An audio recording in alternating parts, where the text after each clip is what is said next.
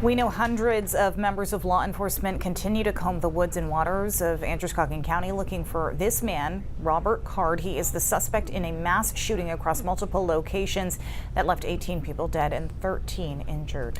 Tomorrow, potentially hundreds more Mainers would be in the woods and armed. It is the traditional start of hunting season in our state. News Center Maine's David Guilford joining us now with how officials are trying to deal with that situation. Hi, David. Hi, Brian and Amanda. Actually, you just heard that noise off camera. Those were three heavily armed police officers. You can see some patches on their shoulder riding in a side-by-side. We have seen either that group or ones just like them in side-by-sides come in and out of this back road at least 3 or 4 times since we've been here just in the last hour. And I should let you know where we are. You see the train tracks over this shoulder. Over my right shoulder, there's a small bit of woods, and just on the other side of that is the boat launch, where officers say they found the suspect's vehicle. They cleared that area. Now they've come back today with human divers and with robots that we've seen used to try to find swimmers who have gone under the water in other situations. We've seen them actively searching this water. That is the visible force for a lot of the investigation here. But as you mentioned, hundreds, at least 350 police officers who have been on this search, and dozens of other federal agents who we have seen in this area. We are on a very back road. This is considered a back road. Lisbon Street, that's more of a busy thoroughfare.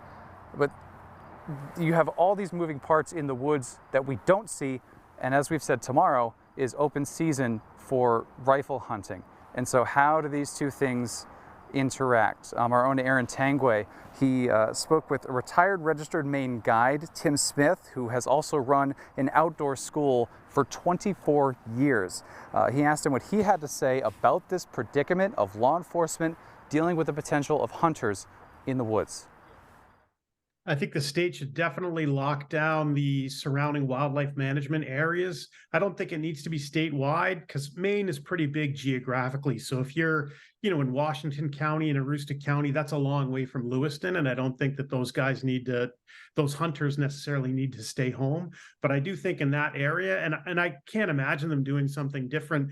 In addition to not having the armed conflict, they're going to have all of their assets on the ground with regards to tracking a fugitive.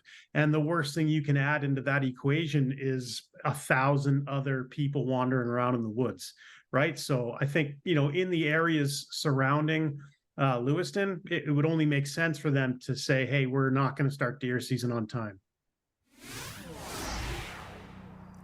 We have no direct guidance just yet on the start of hunting season, but we hope to update all of you on that later this evening. So stay tuned. Brian, Amanda. David Guilford live for us tonight with a big part of the conversation going into this weekend, and that was also one of the questions that came up at the press briefing this morning with law enforcement. And to David's point, there was no direct answer just yet, so we're working to get that too.